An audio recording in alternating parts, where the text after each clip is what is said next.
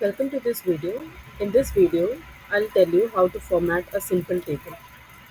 In this table, if you see, the font size or the font name or the alignment is not proper throughout. So to send out these details to the other team, we'll have to format the table. So to do that, go and select the entire data points that we have, and I'll go to this home toolbar, and below that I can see multiple menu bar with drop downs.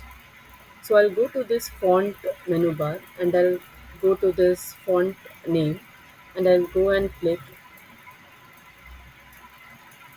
the font name that I want.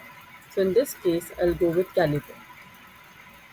And once that I've done, I'll now change the font size and make it uniform throughout the table. I'll go ahead and keep it as 10.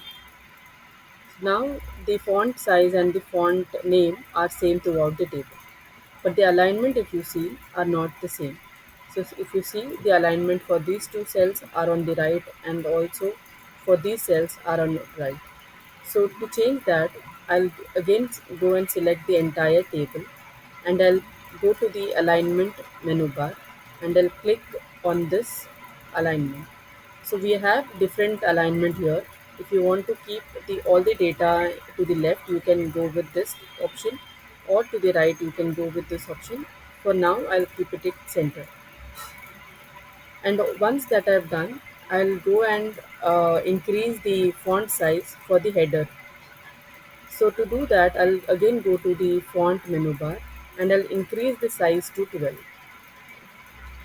Now to border the entire data points, I'll again go to the font menu bar. I'll click on the small square with all borders, and I'll go with any options that I like. So in this scenario, I'll go with all borders, so that the all the cells of my data points are bordered.